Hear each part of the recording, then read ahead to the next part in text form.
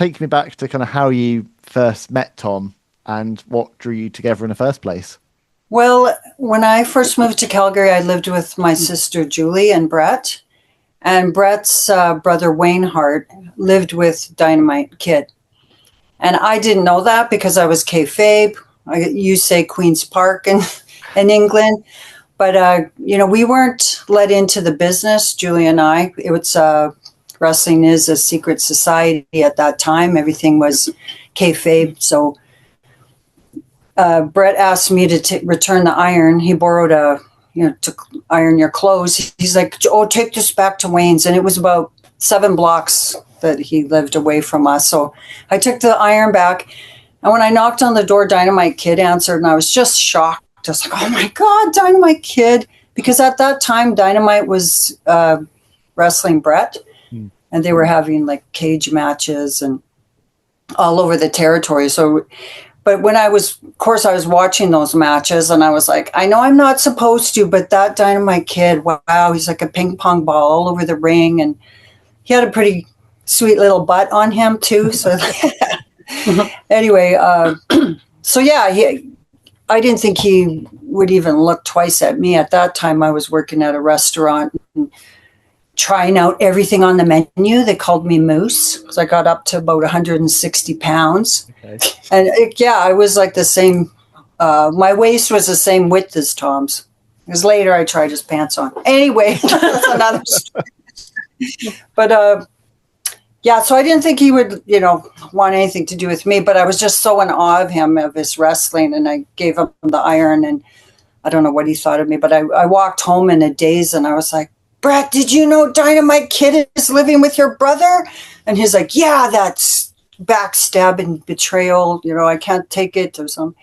But so they just kept me in the dark. But then at wrestling, Tom would come out of the dressing room once in a while and watch the matches, which he never did. And we would talk like surreptitiously, like to each other. So how's it going? And because there's all, we don't want Brett to know that I'm talking to the enemy. And then one day he goes, it's hard for me to come out here. Like fans are bugging me. He goes, like, why don't you call me sometime? Because he knew I knew Wayne's phone number. So I did that night.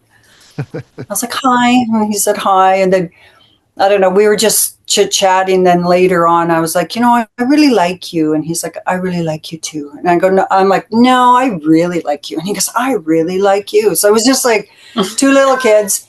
And then he asked me to go to the White Spot the next day. It was like a steakhouse. And we go the White Spot in his Cadillac.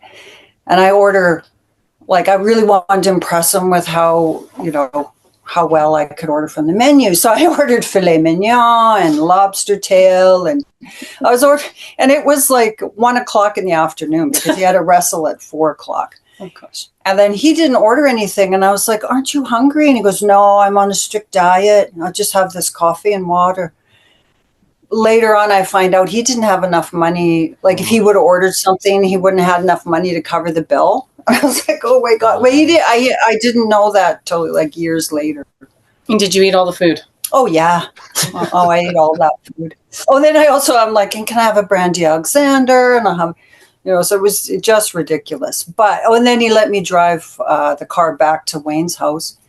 And I have big glasses. I'm really blind. But I had these, I didn't want to wear the glasses in front of him. So I'm driving down 9th Avenue, like just blind and really slow. And Tom doesn't have much patience for that sort of thing, but he was so patient. And I didn't know him that well yet. And I'm like, am I doing okay? And he's like, yeah, you're doing fine. But I wasn't. I was like, was that one of Stu's Cadillacs? Magoo. He called me Mr. Magoo. You said it was a Cadillac? That's Stu's Cadillac? No, it was your dad's Cadillac. Oh, okay. It was a Coupe de Ville, white with white with a red interior leather. Oh, nice. Beautiful. How long had he been living in Canada by the time you two met? Like a couple years.